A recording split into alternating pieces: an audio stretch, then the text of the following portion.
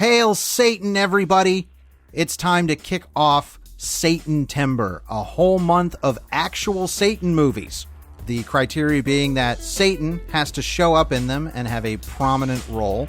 We're going to kick things off with a versus. The Devil's Advocate versus Angel Heart. That's right, it's Pacino versus De Niro Satans.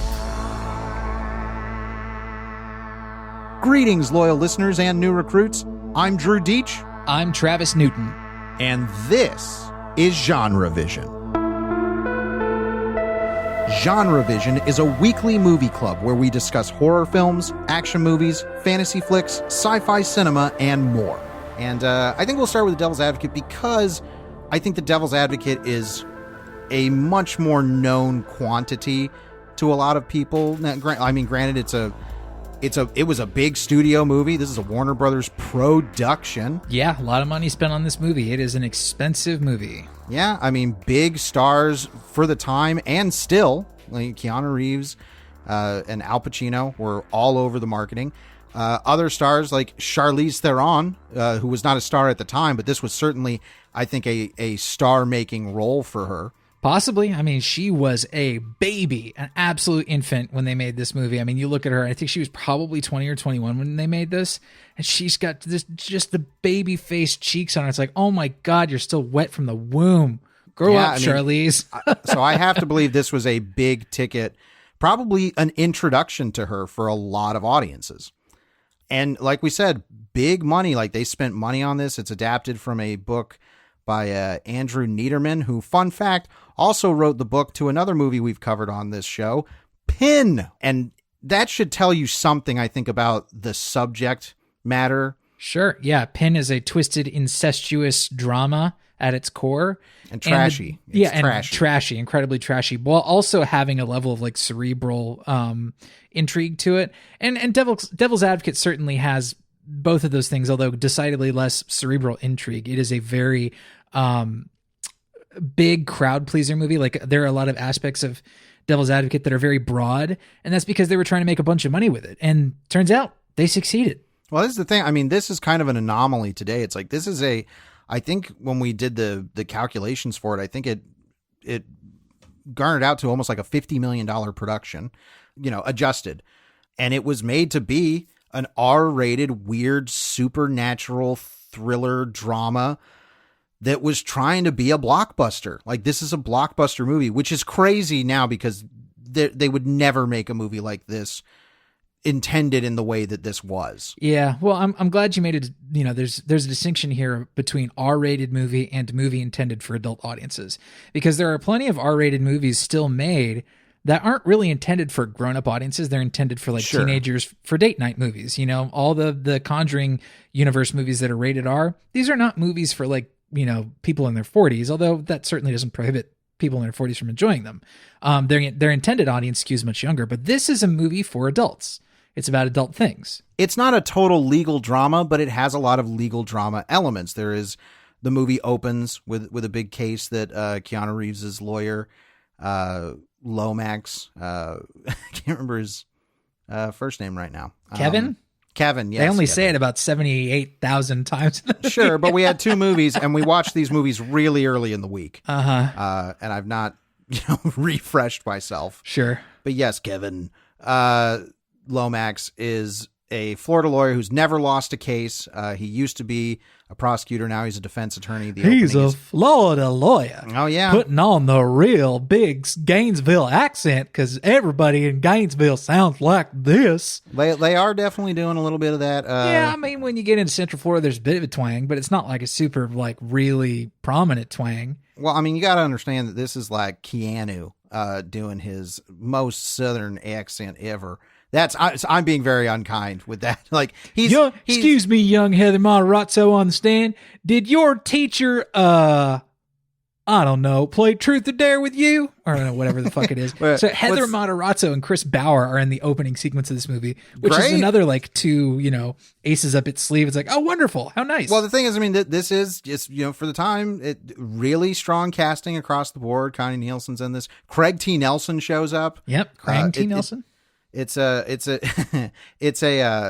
stacked cast. And I'm somebody who does like legal dramas. Like, no, like I think you have a very, insider view of like how actual legal proceedings go. I used to not, but I mean, I do now. And that's the thing is like, I recognize that any legal thing that you've ever seen in a movie is like the most blown up fictitious bullshit, but that's part of why we like it. Like it's yeah, like lawyers are approaching the jury all the time and getting in their faces. I remember like one of my favorite moments in Ricochet, the movie we kicked the year off with, where Denzel plays a prosecutor, and he gets up in the jury's face and he's like, screaming right in their face. And that's early on in the movie when he's still like not crazy yet. So sure, So I like the big high courtroom drama, especially because like everybody seems to be having fun with it. Like Keanu's really chewing it up. Yeah, I mean, Chris Bauer as his like disgusting teacher client is really slimy. Yeah, I mean, so this all kicks off, and for anybody who doesn't know, the story being that Kevin is approached by this law firm in New York that's run by John Milton, played by Al Pacino, and they're an incredibly, prestigious law firm and want to give him a job. At first, it's like he's helping select a jury for a case, and of course, the jury that he selects, they win the case, and he's asked to be brought on, and slowly but surely, it seems like he's being integrated into the firm to be a power player, a partner. And the thing is that this is a movie that is kind of predicated on the notion that you, the audience, knows what's going on from second one, and you are instantly ahead of the characters before the credits even roll. Right. And for the length of time that this movie lasts, which is considerable, it's a 2.5 hour movie. It's a hard balance to play when you're always ahead of the main character. So he has to be really interesting to watch in order for us to like sustain that kind of tension all the way through, because throughout so much of the movie, there is no apparent plot endgame. It's not like a standard legal drama where it's like, we have to win the big case or what have you. There are several cases that they go through episodically. Yeah. There is one big case that ends up taking up a larger chunk of it. With Craig T. Nelson's character. Yeah. Yes. But for the most part, we know that Al Pacino is Lucifer. We know he's the devil. It's in the title. It's in the poster. When he shows up on screen, you're like, man, that guy's Satan. Yeah. Well, I mean, the movie was marketed on the fact that like you're going to get Al Pacino as the actual devil, and people showed up to see that. I would have. Internationally too. Like, I mean, this movie made more internationally than it did domestically, which again is fucking crazy to me today. That doesn't surprise me so much. Catholic audiences show up for devil movies. Sure, but I mean, it's much more surprising because like if you made a movie like this today, I can't imagine that the international market would be nearly as glommed onto it. But internationally, this did extremely well based on, if you look at the marketing, it's Keanu, Al, and the word devil in there. Where it's like, oh, I want to see that. It's compelling. Yeah, it's compelling marketing. Because the story is incredibly simple. It is, interestingly, an unknown deal with the devil movie. And something we realized when we picked out our schedule is that all of our movies this year or this month are in some way deals with the devil. Yes, this isn't, I think the movie plays the majority of its running time as like a Faustian thing where the character isn't even explicitly aware that he has made a deal with the devil, like knowingly, like a handshake, like, I will exchange my mortal soul. Yeah, there's no signing the contract. Right. By the end, though, there is a reveal that kind of subverts this. Of like, oh no, you'd never signed a deal with the devil. As a matter of fact, there's part of this that was always going to happen to you. Sure. But it is, I mean, even without, like, if you didn't know the devil shit was going on, it's a pretty clear seduction story about a bunch of big country fish in a small pond going up to the big city, New York, and seeing that all these New Yorkers, they're all demons and corrupted. Oh yeah. They're all in together in weird, creepy, their parties and things like that are just the height of decadence, Right, exactly. And Charlize's character is the one who is primarily becomes aware of this. She starts seeing like the other lawyers' wives that she's hanging out with, they start shifting and looking like demons and stuff like that. And there's a damn good scare, probably the best scare in the movie. I hesitate to describe this as a horror movie, but it does have a damn good scare with a demon face in a changing room at a salon, or not a salon, but like a boutique, like a clothing boutique. Yeah, I mean, this is a horror movie, but this again is like a horror movie that was made to be a, international blockbuster success of a thing. So it can't quite go. I mean, it does go gonzo. We'll get there in a bit, but I will say that The Devil's Advocate is a movie that does feel like it feels like a movie scripting wise that would have come out in that big devil era post Exorcist Omen. Like it feels like that, but somehow it got made in like 97. Yeah. I mean, it was an interesting time for a movie like this to get made. There are quite a few digital effects in the film, and most of them pretty good. And, things like John Milton's apartment has this fake infinity pool, that kind of, sort of falls off his balcony, or looks like it falls off his balcony. That's all digital. There's quite a few digital, like, balcony scenes where the balcony background has been replaced, and there's sort of like a digital cityscape. And most of the digital effects like hold up. There is one though that's oddly curious, and it relates to this giant sculpture that is seen in John Milton's penthouse apartment. Yes, this is one of the infamous things about the movie is that Warner Brothers was sued by another sculptor saying it was derivative of their work. Warner Brothers ended up having to change certain aspects of the sculpture in later releases because of this lawsuit, which is unfortunate because eventually it does have to change to affect the climactic set piece of the movie. And it's a shame because the sets, especially this set, like Milton's office set, is so awesome. It's cool. It's also very broad. They make a lot of like, of course there is sort of a window in the floor that glows so the characters can be underlit with a hellish glow. It's only later. That's not like the normal, like every other time that they're in his office and they're just doing shit. That doesn't go on until the finale. Yeah, the lighting feels more normal in earlier scenes in Milton's apartment, but they're still like are the big giant fireplaces that just, makes you look like you're in hell. Sure. I mean, it looks like a set from a movie I'll talk about a little bit later, but it's a really handsome production in a lot of ways. I was not crazy about it after this rewatch because I think the first 2/3 of it are quite strong. There are things that I think little annoyances about it that I had in the first 2/3 that are so minor that they're not even worth mentioning all that much. But like once the movie goes through, I don't know, an hour and a half of what it's doing, I was a little like, let's pick up some speed here. Well, yeah, I mean, I think your main complaint coming down to the third act is that, we got to do 2 movies, so we can't get too in the weeds with these, everybody. But it is that at the end of the second act, Charlize, Keanu's wife in the movie, commits suicide. She has slowly just been going crazy because she's left alone all the time, and she's having visions. Are they visions? Are they nightmares? Are they hallucinations? What are they? There's stuff that happens with her. For example, she apparently has sex with Milton while Milton is in court with Keanu. This is another one of the like, hey, something, to the characters, like something weird's going on here. There's all this, this simmering layer of seductiveness and, strange coincidences and things like that. But in that third act, after Charlize has committed suicide, we get a big reveal, and the showdown ends up being a talkie showdown. Like it is 3 people standing in a room talking. Sure. And that's the climax. Again, you can't make this movie today. Nobody would accept 3 people standing around in a room talking as a climax. Yeah. Now there is delivering on something here that has been building throughout the movie. There's a little bit of a mystery as to who Keanu's character's father is. Kevin. And so, of course, the audience were still ahead of, what's going on here. We automatically sort of deduce like, oh, it's, it's probably the devil. And sure, lo and behold, his father is the devil. He is the spawn of Satan, one of many spawns of Satan, I guess. And Al Pacino wants to hand him the keys to the kingdom, basically.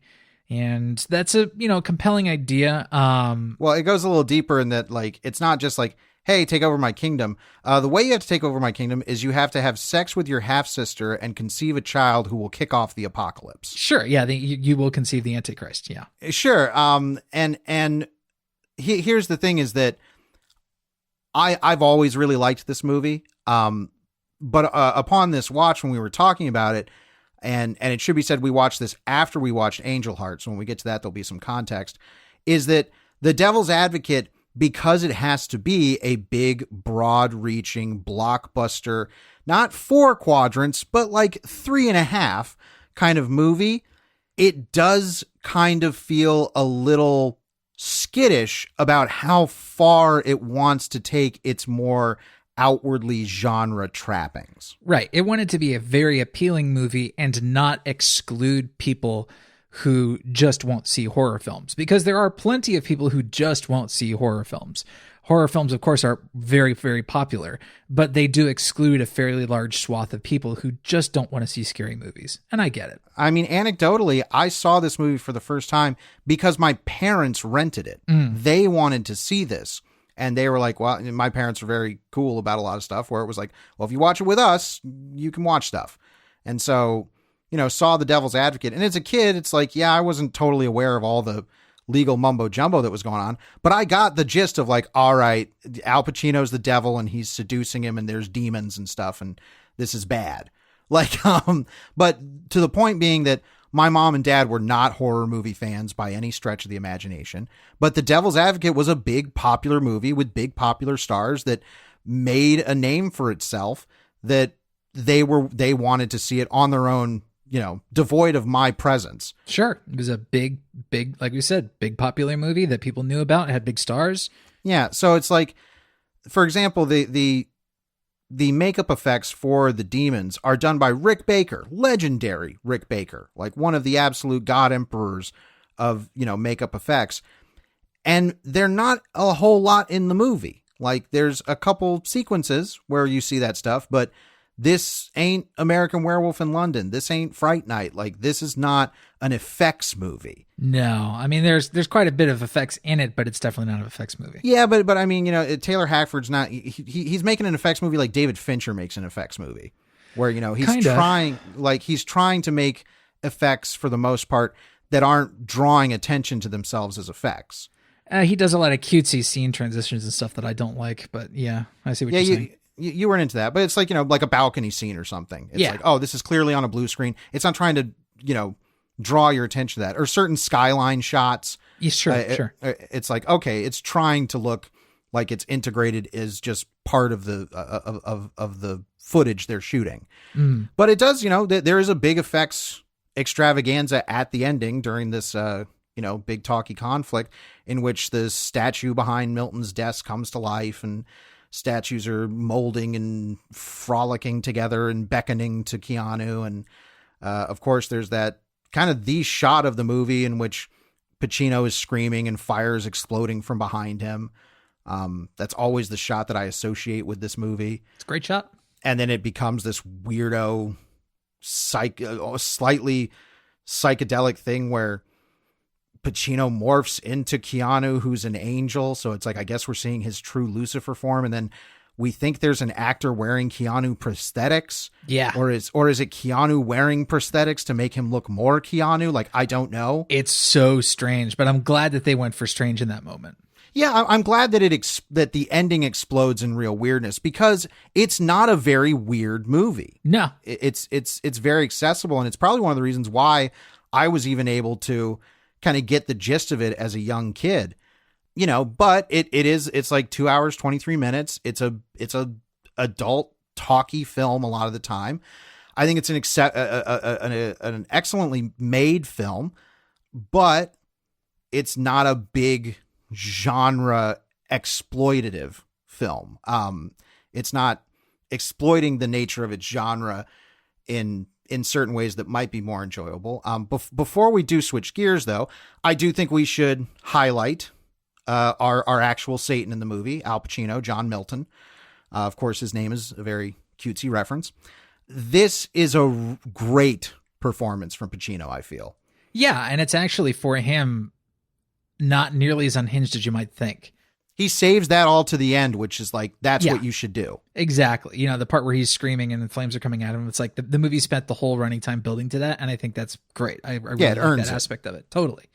There are some subtler moments for him that I really like. There's a scene where he has, I don't know, a really scarily seductive moment with Charlize Theron's character at a party where they're both sitting on a sofa and he's commenting about her hairstyle.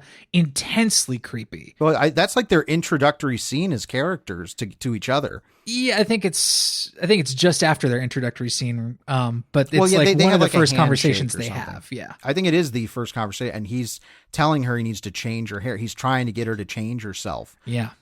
Which, you know, is a big part of their whole dilemma, is that this place is changing us and yada yada yada.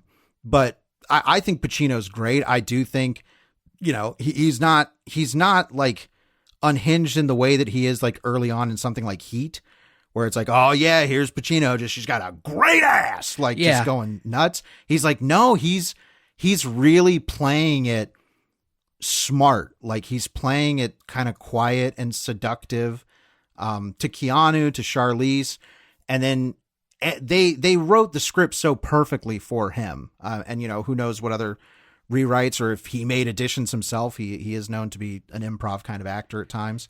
My favorite scene of him in this movie is one on the subway where he is menaced by two thugs who are Latino, and out of nowhere he starts speaking Spanish to them, and the stuff he says is so wild, and some of the slang, it feels so like 90s outdated now. He says like, your wife's at home splitting a jumbo with somebody. I was like, splitting a jumbo? Am I that square where I don't know like what the hell that means? Turns out a jumbo is a crack-laced joint. I'm like, okay, sure.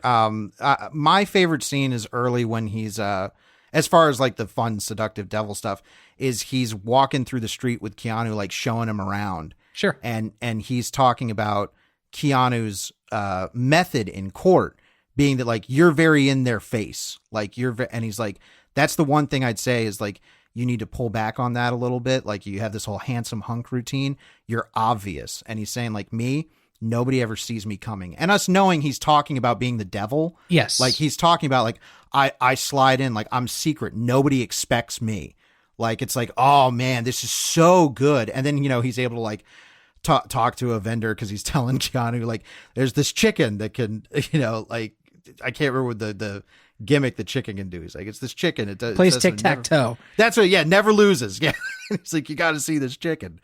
But there's, in a way, this is kind of also structurally kind of similar to like a mafia story. Sure. You know, it's that you're getting it. And that's again why I think it works with a lot of people and why casting someone like Pacino is such a good call. It's like, well, let's do the mafia seduction story, but make him the literal devil. Yeah. Oh yeah. And when he does get to explode and just get all this wonderful monologuing at the end, when he's, you know, like God he's a voyeur, like all that stuff is so great. And we even remarked, I was like, I can't believe this hasn't been like adapted to Broadway. Sure. It would actually make a pretty good comedy musical. Yeah, well, apparently there was a musical version in the works at some point, and there was a stage production of it in the Netherlands. That doesn't surprise me, yeah. And watching it, I'm like, you know, this feels like it would be a really like enjoyable stage production. And it being such a New York movie, it's a movie about New York and the sort of I mean, you know, whether I agree with this or not, it is just about like the seductive evils of New York. And hey, they film in one place that's definitely a devil's den if I've ever known one. Oh yeah, there's a scene with Craig T. Nelson where they're talking about some, you know, aspects of his character's defense, and it is shot in Dump Tower, my friends. It is haunting. It's his actual apartment, like his, you know, Yeah. I mean, at least public facing, but like it's Craig T. Nelson's character's apartment, and that is Donald Trump's actual apartment. And as soon as you're in, it's like, well, of course it is. Everything is gold plated. Yeah, what a shithole. Yeah. So, but what again it like, and they even like name drop him by name. Like there's a party and somebody's like, oh, I heard Donald Trump was supposed to be here, but and in a way it is like, yeah, this is commenting about like the seedier, evil side of New York socialites. Yeah, you actually wondered to me like, oh, I wonder if Trump and his cronies decided that they have to drop Trump by name in order to use his apartment as a set. Yeah, I mean, I wouldn't. That's a complete hypothesis for me, and one I believe is true until proven otherwise. I think you are probably correct. Yeah, but I mean, so there is sort of a, like, it's a New York movie, but it's a very, like, it's evil New York, and being that it's from a bunch of, the perspective of a bunch of Florida kids is, that's a little endearing. That's a little endearing to me. But we'll come back to that in a little bit, because we do have to shift gears over to Angel Heart. This is, I believe this was 1987? Something like that. Let's see. Angel Heart. Because it would be a nice serendipity if these movies are 10 years apart. Correct. It's an 87 movie. Yeah, so 10 years apart, and this is written and directed by Alan Parker, who most people will probably know as the director of Pink Floyd The Wall, which Drew and I are big fans of. Yeah, I mean, I like the movie quite a bit. I actually think it makes aspects of the album better. Sure. Not gonna get into that too deep. They had that "When the Tigers Broke Free" song in the movie, which love that song. Great song. I think it's necessary. But so Alan Parker is not a Taylor Hackford making a $50 million. I say $50 million again. That's adjusted, I believe, for today. But it's not making a big budget studio movie. This is, I believe it's the Carol Co. folks. Yeah, it is Andrew Vajna and Mario Kassar. Yes. And this is also adapted from a novel. Mm-hmm. And this is an extremely knowingly two-fisted detective noir story, like unabashedly. Super pulpy dialogue, like so hard-boiled in all of its influences.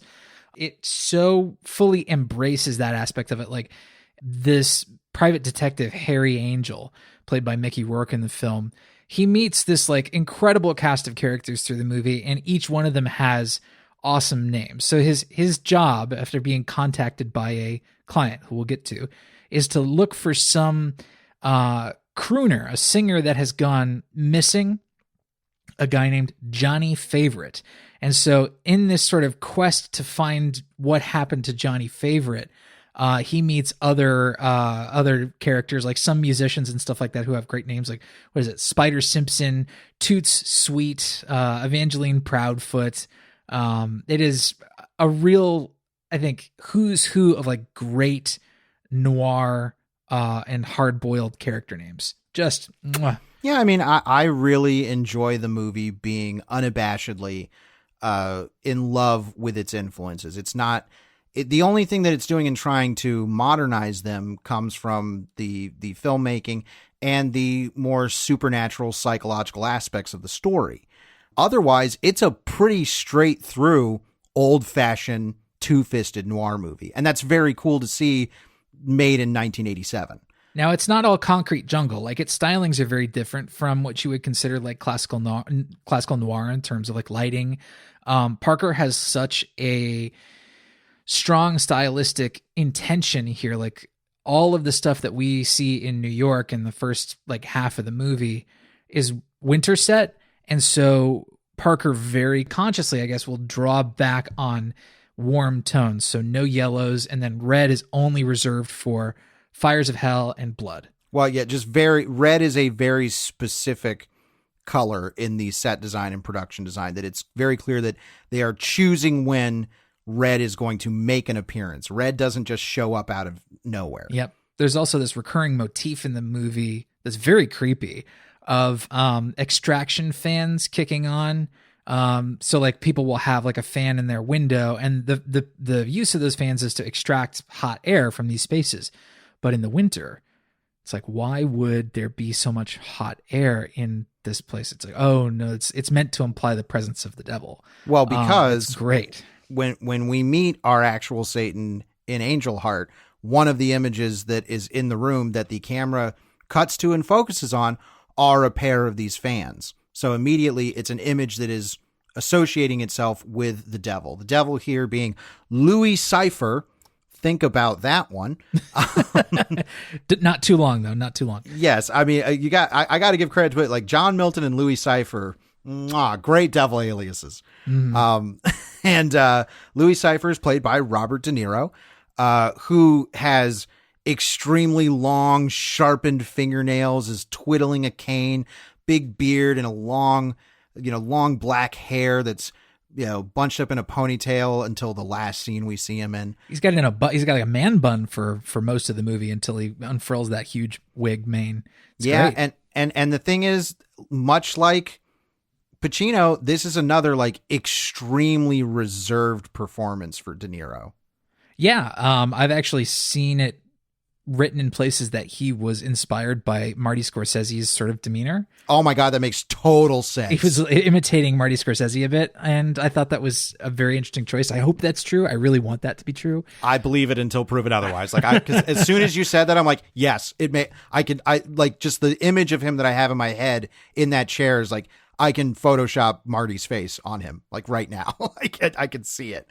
But he certainly looks like old school, like pictures of when you see Martin Scorsese with his big beard, making Taxi Driver and stuff. So that, yeah, I believe that. So De Niro is credited. He's given a very interesting credit. He's in the movie a surprising amount, but they call it a special appearance by Robert De Niro. He has, I think, 5 or maybe 6 prominent scenes in the film. It's not like he's a non-felt presence. I only think he shows up 4 times in the movie in like in a full scene where he has dialogue. Okay. I think it's 4 scenes. And, this might be an instance of less is more, because it is like when he's on the screen, it feels important. And it is always in conversation between him and Harry Angel, played by Mickey Rourke, who I gotta say, this has gotta be top 3 Mickey Rourke performances ever, in contention for number 1. No question. He's so good in this, and he's so, I think, organically inhabiting this role. Like, our introduction shot of him is just the character walking down the street, on a gray winter morning.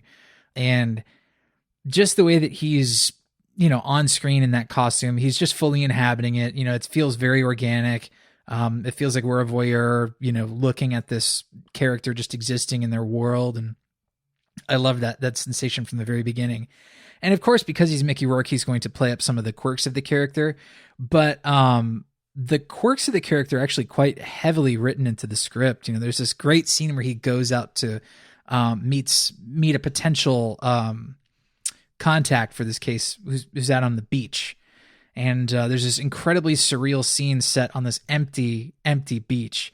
And the guy offers him, he's like, hey, do you want a nose protector for your glasses? And so Mickey Rourke puts it on. He does this scene with this big white plastic nose protector over his face.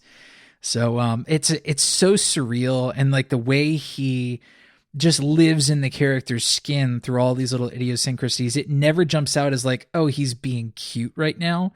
It doesn't ever feel like an exaggeration. It feels like just shockingly organic in every moment. I love his portrayal of this character. Yeah, I think it's perfect casting. But it is, this is a detective story, and it's one of those detective stories, like a lot of noir stories, where the thing that kicks off the mystery, which is usually the case that is brought to the detective, is really just the tip of the iceberg, that there's something way more sinister and deeper ingrained going on. That's an absolute staple of a lot of noir detective stories. Mm-hmm. And what's interesting is the way that Angel Heart decides to play that cliche is that after a point, it's us, the audience, that realize this isn't what's going on. Like, there's something else going on here, and it has to do with Harry, because he continually has these strange visions and nightmares and images that flash to him. And we as the audience start to realize Harry is the real mystery. Right. So the movie plays this really difficult game in terms of screenwriting, because in Devil's Advocate, we know from the beginning, it's like, well, Al Pacino's the devil, and we know that this, Keanu Reeves character is going to fall under the devil's spell in some way, and we know that it's going to get worse and worse and worse. Like, we know that about Devil's Advocate going in. In this movie, the mystery, I guess, could be a lot more frustrating, because, it's every lead he gets is really sort of tenuous. Like, it's just not quite enough information. It's very vague. But the really propulsive thing about it is that everybody he talks to about this mystery seems to wind up dead. And so he feels like he's unraveling something greater. he is supposed to be getting some like really paltry sum from Cypher, who is paying him for this job. It's not Paul. I mean, it's that we should say this is a period piece. It's set Of course, in 1955. And Louis Cypher is paying him $5,000 just to find where Johnny Favorite is. That's the entire thing. He's like, this guy owes me a debt. To your point about like walking in and knowing that Al Pacino is the devil, it's the same thing with De Niro here. Of course. They don't play any mystery with De Niro. Yeah. To the point where like Louis Cypher, which I'm sorry, like later when Mickey Rourke has to say Lucifer, it's like, oh my God, the mystery's been solved. Like, yeah. Well, I mean, like, what's apparent, I think probably almost 2/3 of the way through the movie is that, Mickey Rourke's character is somebody who is in full denial about something. We just don't know exactly what until, the final few minutes of the movie. In very few minutes. Yes. Now we do construct a fairly, solid idea of like what this reveal will be. Like, I think we all suspect that at a certain point, like this, the identity of Johnny Favorite is going to come into question here. Like, who's he really looking for? That is fairly apparent, but like where they decide to take it and like all the details of, the mystery he's trying to unravel are quite shocking, really shocking. Yeah. I mean, this is not either of our shelf picks, but when we were watching it, you had said that Exorcist 3 would make a good shelf pick specifically for Angel Heart. And that is not, hyperbolic praise. It's very similar in that both of those are detective stories, but it just turns out that what they're detecting is a lot more sinister and eventually personal to the detectives in those movies. Yep. They're also killer stories. There's this serial killer in Exorcist 3, and also the detectives in those movies. You've got George C. Scott's character, Kinderman in Exorcist 3, and then you've got Mickey Rourke's character in Angel Heart. They're both, you feel that they're people at the end of their rope. They're inhabiting this sort of like empty world, and they're looking back at their lives and starting to get a little philosophical about things. They're trying to find some narrative to put their lives in a greater context.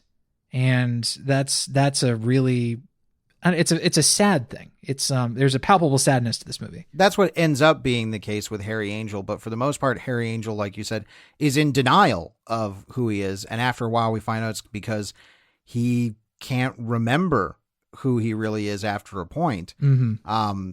And he keeps having these visions, and these visions are very like those were the things that reminded me the most of Exorcist 3, those moments of just kind of surreal, serene horror, which are very cool. But the thing is that Angel Heart is an extremely arty movie for what it is. Like it's the thing is that I know why it cannot possibly ever break over the mainstream, even though it has Robert De Niro as the goddamn devil, because this is a movie that is soaked in mood. It's a mood movie, and that I think is always going to be a tough sell to a lot of mainstream audiences. Sure. I mean, this had three big popular actors that they used to market the film. Robert De Niro, who, is a presence that is felt throughout the movie, but doesn't have a ton of screen time. Mickey Rourke, who people knew. And then Lisa Bonet, whom we have not mentioned yet, are obviously one of the stars of the Cosby Show. And this was her first screen, big silver screen role. And she, was very conscious of the fact that this would sort of contrast and possibly conflict with her appearance and, how people knew her from the character on the Cosby Show. Yeah, I mean, she's playing a character called Epiphany, another great name. She is seen doing some kind of, magic rituals in the night with, slitting chickens and letting the blood drip all over her face and mouth and dancing. And she says she is taken by, I don't know if it was the devil specifically, but she's taken by some kind of spirit and is doing a bunch of sexual motions. And when she's talking to Mickey Rourke about this, she's like, it was the best fuck I ever had. It's like, whoa, okay, man. Yeah. Like this is a concentrated, like you said, this is a very clear agenda in taking this role and playing it this way. Yeah, it's a lot. I mean, I think the first scene we see her in is when he goes out to the grave and he sees her with the little boy out in the country.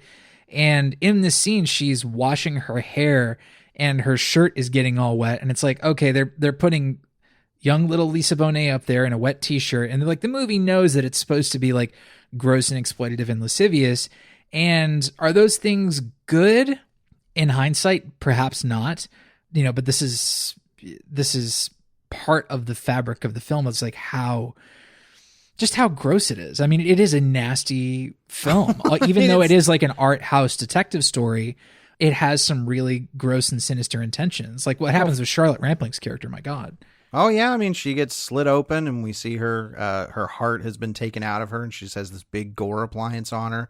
There is from what I understand, infamous sex scene between Mickey Rourke and Lisa Bonet, which turns into a what can only be described as a blood fuck. It's astounding, and particularly in the uncut version, which you and I watched, which has a lot more thrusting in the blood drenched bed. Yes, there's I'm no prude by any means, but I was like, wowzers.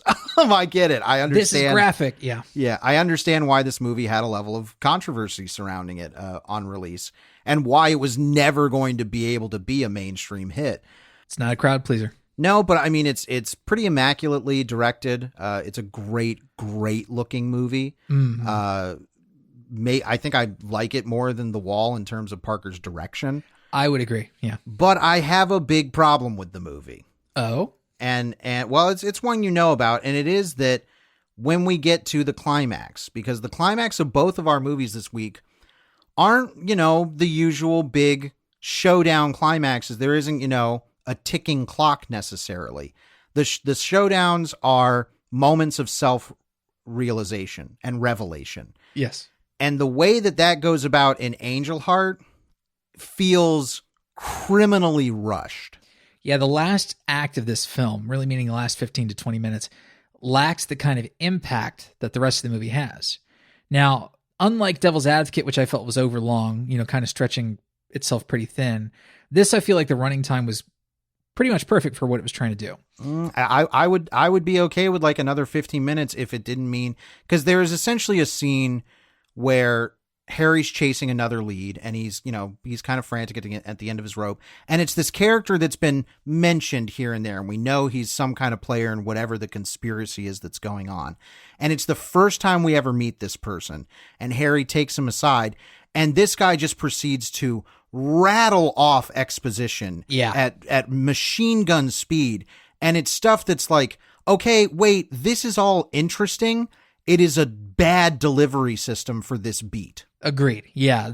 I think the realization could have been way more effectively delivered. I think Mickey Rourke responds, accordingly. I think his performance is suitably like devastated when he realizes the truth. Sure, he's good throughout the entire movie all the way up to the end, but yeah. I think the movie does the character a disservice by the way it decides to really drop the big bombshell, which, like you said, if you've been paying attention, you've figured out. You just don't know the specifics of how that mystery is going to get solved, but the end result. And a lot of the times, that's a lot of good writing is that, well, I've figured out what the end result is because you wrote this well, so I was able to pick up on foreshadowing and motifs and all this dialogue. All that really matters is like, okay, I know what the end result is, but how did we get there? Right. Reward my curiosity with a proper reveal. Yeah, so the how did we get there is one guy just going like, they were doing this and he got this and blah, blah, blah, blah, blah, blah, blah, and it's like, oh man, this sucks. This was so good. Yeah, now I'm gonna die in a big pot of gumbo. Goodbye. Yeah, I mean, great. I'm fine. Gumbo Death is totally cool by me, but Gumbo Death is the name of your next concept album. Yeah, but so I actually feel that the ending of the movie in total, like you were having with Devil's Advocate, it's the weakest part of the movie for me. Yeah, I would agree. The film kind of fizzles and peters in those last 15 minutes. Were it not for those last 15 minutes, I'd love this movie. And I mean, love it. I think it's so atmospheric and creepy and well put together from a directorial standpoint, stylish as a motherfucker, just memorable in so many ways as an adult. Like when I first watched this, I was probably... I don't know. I was in my late teens. They had just put out the 2-disc special edition DVD uncut of this, and my dad was like, "You should probably see this movie." And I was like, "All right." And I saw it then, and I had forgotten a fair amount of it. And 17 is probably not a good age to watch this movie, not because it's inappropriate for the kind of stuff I was watching, but it was just like, no, this is a movie about adult fears, and the complications of adult lives, and it is, I think, so well put together. This, if we're gonna do a versus today, this is my winner. Well, I have a couple feelings when it comes to the verses, because I think Angel Heart in total, like if you line these up together, has the higher highs and is the better movie, but it has a steeper drop off for me. Oh, really? Okay. Yes. The Devil's Advocate is very consistent all the way through. But its highs don't meet the highs of Angel Heart. Yeah, I was in Devil's Advocate, and I'm not trying to be cruel to the film here, but like through the last hour of Devil's Advocate, I was yawning. I was like struggling to stay invested or interested. There were certain points where I was just like, I'm checked out. Like I could turn this off right now and not be mad about it.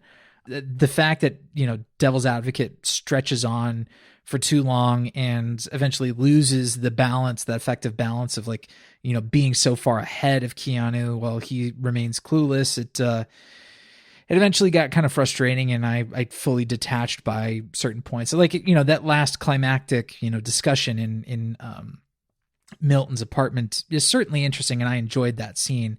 But like otherwise, the last hour of that movie for me is a snooze. I could not believe how long the movie went on. I was just like, oh my God, please make it stop. Yeah, I had no problem with the movies linked, because again, it really felt like it was earning so much of the build, because I think if the movie was shorter, the things that would probably suffer are Charlize Theron's storyline, which is given a lot of time, like her descent into insanity and feeling that this is going on. She gets a lot more focus, and I think she would probably be a victim of a shorter cut. And that final sequence in Milton's office is just perfect stage theater for me. I love it. So I think, like I say, I think Angel Heart is the best. Like, even with a lesser budget, I like the filmmaking and the artistic bent behind Angel Heart more. And I think when it's going high, it goes high and stays there for a really long time.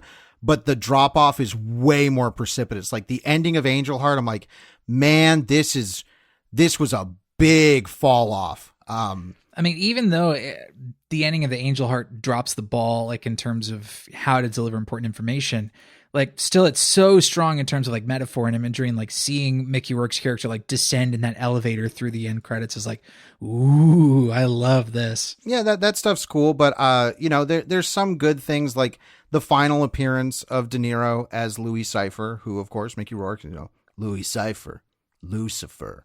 That's another one. Is like, yeah, dude, we've been watching a way smarter movie up to this point.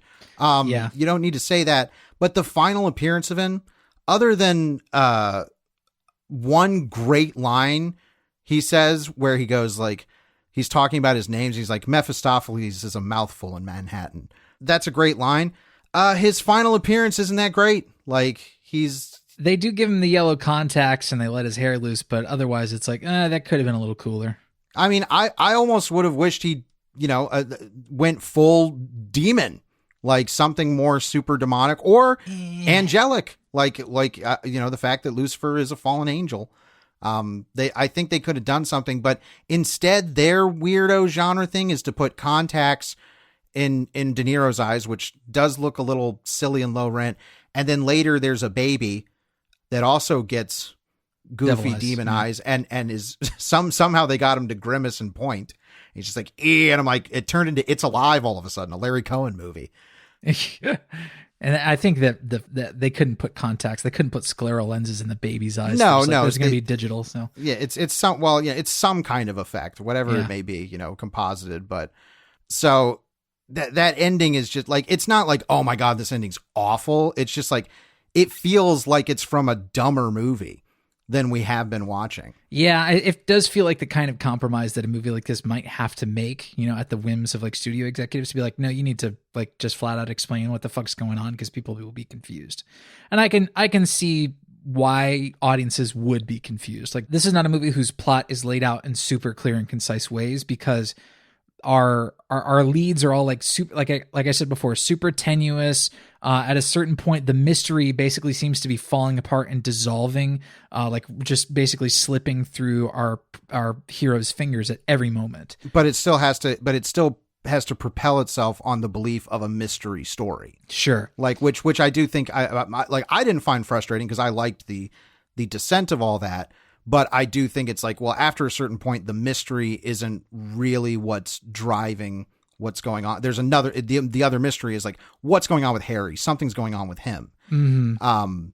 So in terms of verses, I think I have to give it to the Devil's Advocate because, and unfortunately, it's partially because it's constructed to be more broadly appealing.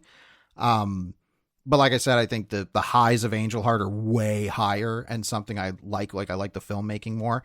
One other thing I'll throw out though is this is De Niro versus Pacino as Satans. Who's the better Satan?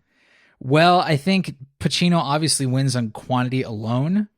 Well, I don't know because they are very different approaches to the role. Mm-hmm. I love when De Niro is kind of silly, and he's only silly once or twice in the movie. Oh, he gets some really funny lines. There's a scene, one of my favorite scenes in the movie is the scene between Cypher and Harry Angel in that church. Yeah, both movies have devil in a church. Got to have the devil in a church. I love that stuff where he's commenting about Harry's profanity, and swearing in a church and stuff like that. Watch your mouth. We're in a church. Yeah. So my favorite one is, I can't remember what Harry says to him, but De Niro just makes this face. Mm-hmm. And it's so fucking funny because it's the first time we see Louis Cypher like not super chill and composed. He just makes like a silly, well, I'll be damned face. Yeah. And it's so funny. The scene in which he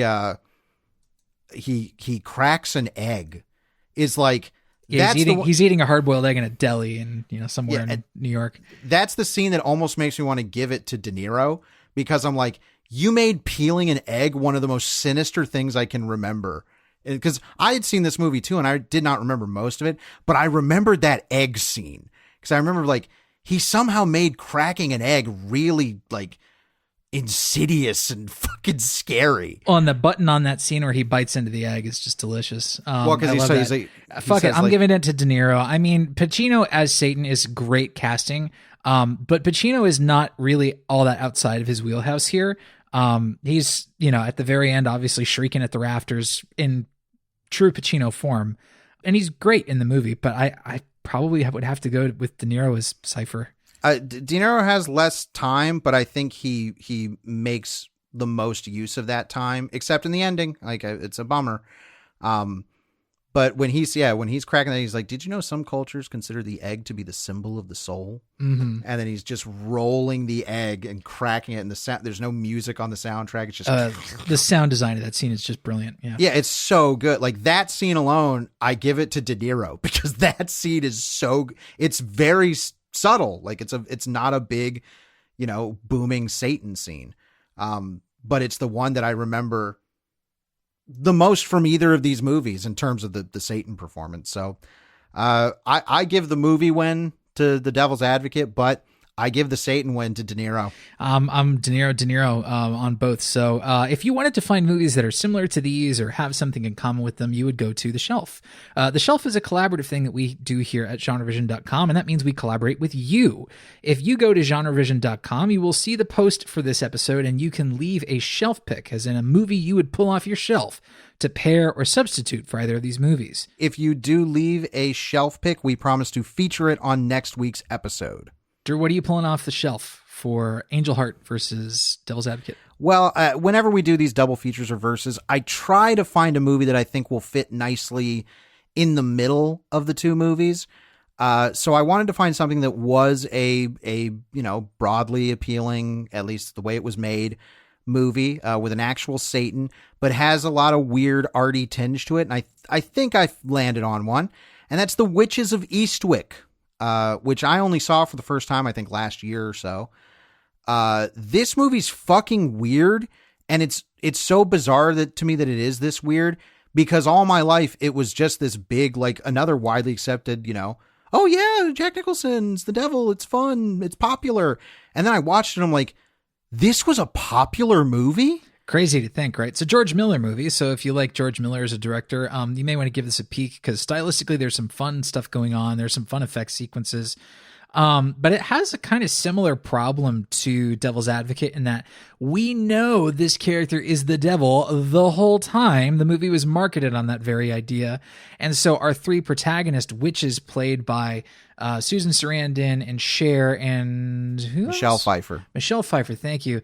They fall under the spell of the devil and they end up, all falling in love with him and living with him in his great mansion. And that's like most of the movie. So you're thinking like, well, when are these witches going to catch on and like do something about it? Takes forever. Well, I mean, my issue more with the movie was that super tonal clash where it was like, this is at the same time trying to be very broad and then being very weird and like self-absorbed in a very arty way that can be enjoyable, certainly. Yeah. But in a big broad movie with Jack Nicholson playing the devil, it's like, this is bizarre. It's a really weird movie to me. And maybe it's not to, the people who saw it at the time and have, had a relationship to it, but coming to it totally fresh, only recently, it was like, man, this is weird. I consider it a true curiosity. Yeah. Yeah, but I'll be interested to hear people's thoughts on that. But what are you going to pull off the shelf, Travis, for The Devil's Advocate versus Angel Heart? We don't do this frequently, but occasionally we will do what's called an anti-shelf pick, where it's like, yes, this is a movie that is related, like inextricably sort of related to our topic, but something that we would actually substitute with what we chose to review this week instead.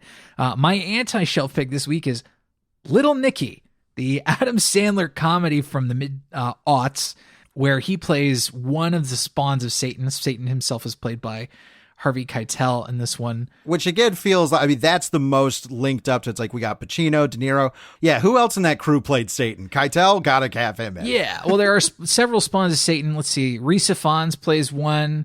Harvey Keitel, obviously we talked about. Oh, Rodney Dangerfield plays Harvey Keitel's dad in the movie. So yes, he's like Grandpa Satan. Yes, and then I think Tiny Lister is one of the other sons. Yeah. Yes. This movie is dumb as hell. I haven't seen it in a long time. Don't really want to. But there are two things about it that I thought were, okay, this is worth recommending. It had a very good soundtrack album. For somebody like me, it was like, oh, this is actually the CD that introduced me to the band Muse, which I really liked back in the day. Sure. It had a Power Man 5000 track on there. Had When Worlds Collide. Had a Lit song on there. Had a Foo Fighters song in there. I think Everlong is featured in the Foo Fighters. The Foo Fighters Everlong is featured in the movie. I can't hate the movie because like it had a really well curated like new metal alternative soundtrack, and it also, bizarrely enough, because we were in the golden age of DVD, had a great DVD loaded with tons of special features. It was part of the New Line Platinum series, which were incredible discs. And then the fucking cherry on top is that it was a kind of a pilot disc for New Line's Infinifilm DVDs. There was a secret mode you could access on that DVD with even more special features, had a ton of Easter eggs. It was crazy. They even had the first Lord of the Rings trailer as an Easter egg on that disc. I don't know why a movie that bad and stupid got that kind of DVD, but that's how strong the DVD market was in those ages. So crazy times. So that's my shelf pick for this week. Not the movie, the DVD of Little Nicky. The DVD and the soundtrack, really. Yes. Two pieces of optical media associated with that film. Yes. I won't get into Little Nicky. I have a similar thing. It's like I watched a whole bunch. And I was a big Adam Sandler fan growing up. And Little Nicky, I mean, it didn't do well. And it was also one of these things where, Adam Sandler, he occasionally will try to do something that's actually a little weirder. Like Little Nicky was kind of weird for him. Yes. It's a weird genre movie. And it was not received well. And then he just goes back to making vacation movies because he gets pissed off. So, but yeah, Little Nicky, it feels like we have to mention it when we're doing De Niro, Pacino, saying it's like, well, yeah, also Harvey Keitel played Satan. And he's looking back, he will probably end up being one of the better parts of that movie. But now we do have to hop over to the listener shelf picks for last week's episode on Roger Corman's The Fantastic Four. Mr. Milksteak went with the Incredible Hulk television series, and also the Flash Gordon movie, which I'm a big booster of. Really like that. Steven Espella also went with not specifically the Incredible Hulk series, but one of the movies they did, Trial of the Incredible Hulk. JT went with an unmade movie, as we had an unreleased officially movie, and that's Guillermo del Toro's In the Mountains of Madness. All right. Eric Fuchs went with Shazam because it was also incredibly corny, heartfelt superhero goodness, which I certainly agree with. And Conan Zilla had a couple things, a shelf pick about movies where the rights become more the story than the story is the Hobbit films. Another Ashcan comic book movie being The Amazing Spider-Man. That's an Ashcan movie that got released. Go listen to my episode on Welcome to Geekdom about Amazing Spider-Man. And another Lost movie, they said, which was Cameron Crowe's second script, The Wildlife. So thank you very much, everybody, for these shelf picks. Love seeing them. And I'm glad we got a good response to the Fantastic Four movie, because we had quite a good time watching that. Same. So go listen to that episode if you haven't. Now, we do have to do some calls to action, but stick around. We've got Currently Consuming coming up. And I think it's going to be an interesting one. If you like what we do here on the show, we would very much love it if you went to the Apple Podcast Store and left a rating and a review, because a rating and a review for the show genuinely helps the show out. It's an extremely small thing, and I'm telling you, especially for a show like us, small creators, we really, have been keeping this going because it's a labor of love. Those reviews actually help us out more than you know. So it's a very small thing that you can do to help out the show. And if you leave a written review, we will feature it here on the show. Yes, we have access to our rankings on the iTunes podcast store or the Apple podcast store now. When we get reviews, we rank higher. When we don't get reviews, we rank lower. And in order for the show to get bigger, we obviously need to rank higher in the Apple Podcast Store, which is a very important distribution platform. And reviews help with that. So again, leave a review. You will hear it on the show. And if you really love us and want more GenreVision stuff, you can become a patron at patreon.com/GenreVision. And you will get access to a whole bunch of stuff, including weekly pre-shows we do. And I'm telling you, if there was ever a time to become a patron, it's for this week's pre-show, in which I describe a nightmare event that happened to me this past week. And trust me, it's worth it.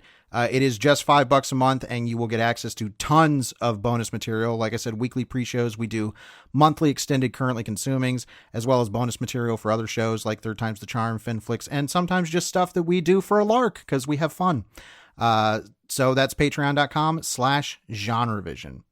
All right, let's do some Currently Consuming. Nom, nom, nom, nom, nom. Travis, what's been on your plate? I finally watched the Fear Street trilogy of films, now on Netflix, from director Lee Janiak, who I've been eagerly waiting, for a follow-up. Her last film, Honeymoon, I thought was great.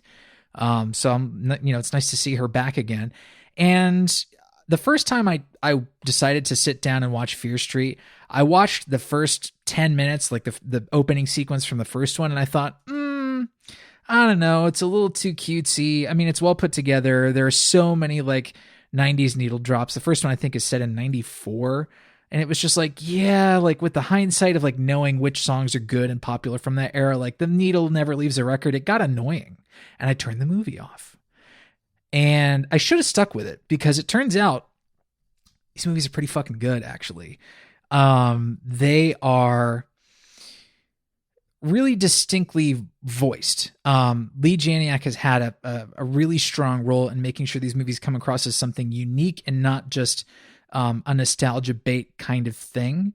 They do feel very true to themselves, and even if you're not a fan of the Fear Street novels from R.L. Stine, these stand well enough on their own that they'll make perfect sense to you.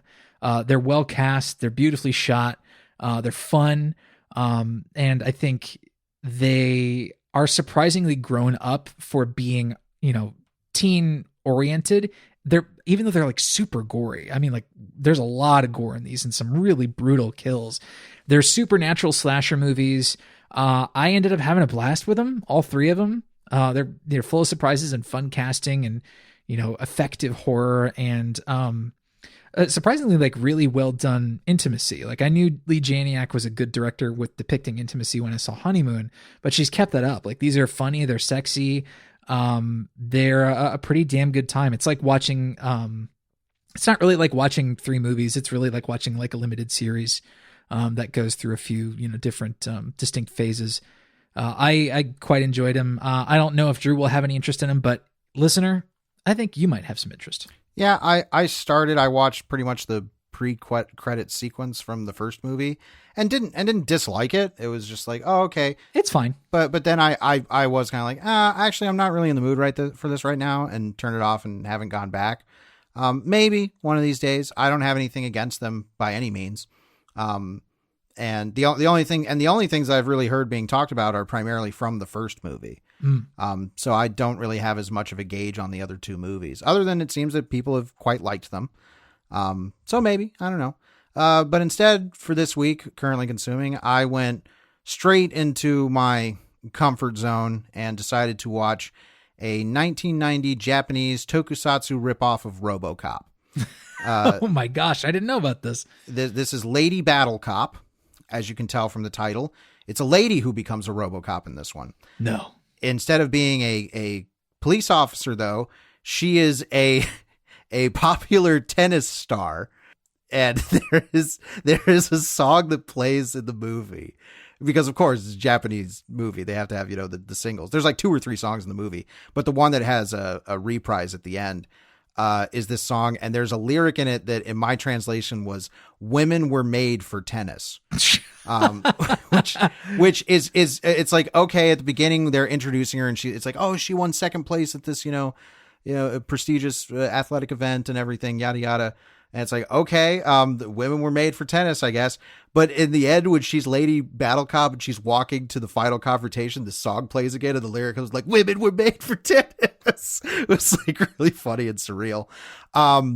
In this one, she's the fiance of this guy who's working on a robot cop program to stop the evil cartel, with a capital C, that runs Neo Tokyo. And the cartel have a special assassination group called Phantom, who all wear army fatigues. That the opening scene, which starts with a text that just says "sometime, somewhere." I fucking love that. That's awesome. And it's just a bunch of people dancing in some club. These 2 gangs are in the club and they're kind of eyeballing each other as the credits are going. And as they start to slowly reach into their jackets to get their guns out to fight, these 4 people in army fatigues come in and just massacre like 90% of the club. Like, then they're just like, "Hey, we're Phantom and you all have to pledge allegiance to the cartel." So the cartel finds out about this, robot cop program and wants it stopped because it could stop their evil doings.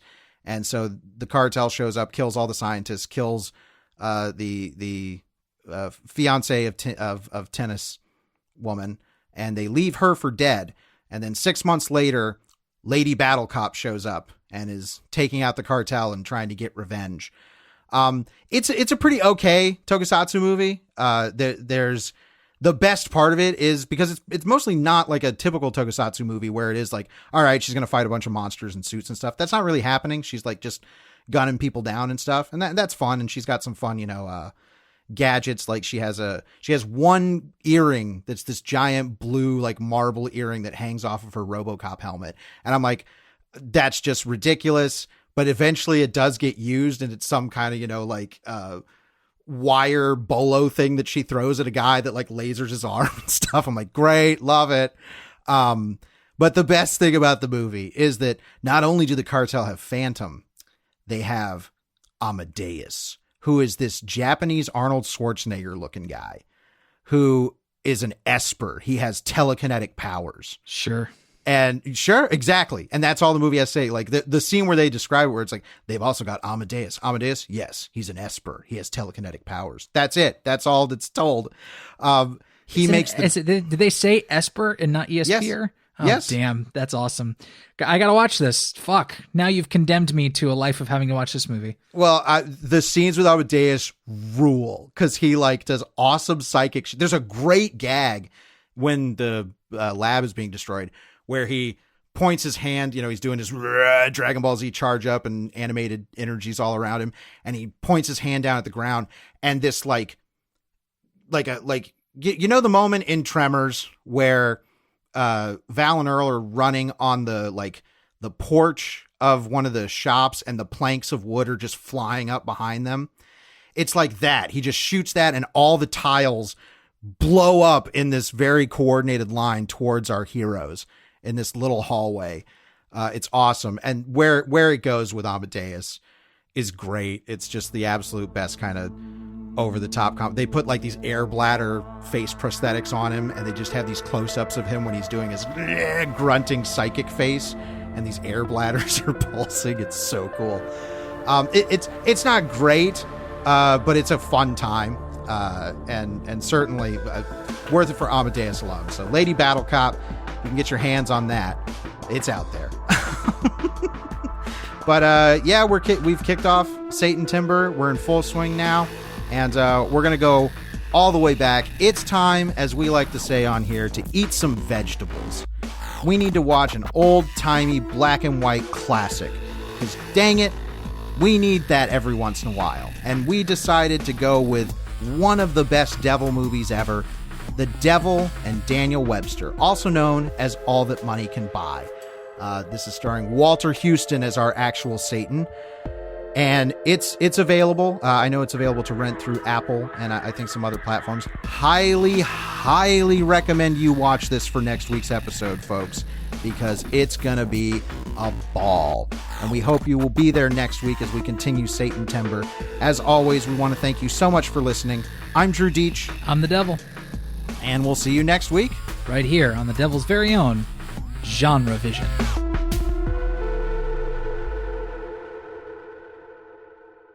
Yes, like.